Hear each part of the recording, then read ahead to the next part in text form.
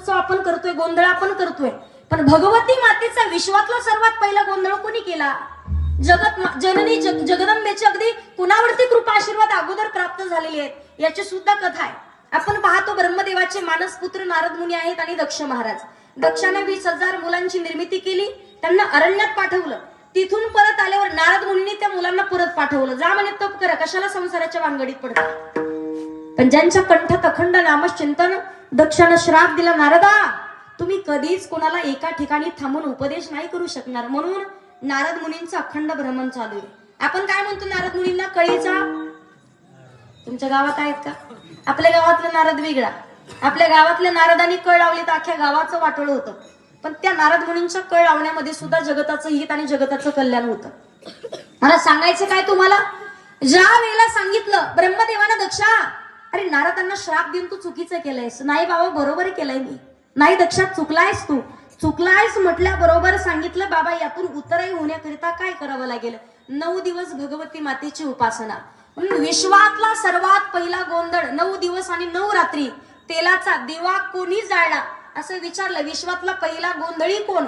तर ती उत्तर आहे दक्ष महाराज. आणि तोच गोंधळ जगद्गुरु तुकोबाराय सांगतात, आम्ही गोंधळी गोंधळी ना आम्ही गोंधळी गोंधळी, गोविंद गोपाळांचे लेडी, गोविंद गोपाळांचे लेडी, गोंधळी आम्ही गोंधळी गोंधळी ना आम्ही आंब्याचे गोंधळी, गोंधळी गोंधळी ना आम्ही आंब्याचे गोंधळी.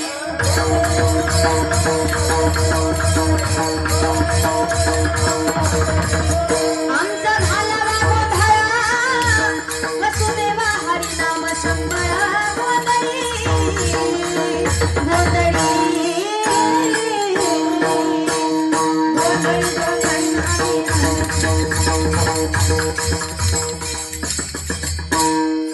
आई राजा.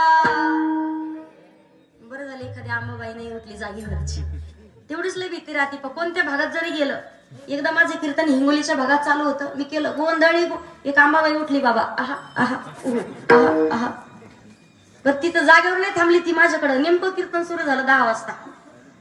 मावशी आली, आहा आहा. म्हटलं मावशी कीर्तन करायचं आपल्याला, मावशी म्हणायचे आहा आहा. मावशीच्या कमरेला भरीच जाड पिशवी दिसली मला पैशाची, घेतली काढून मी.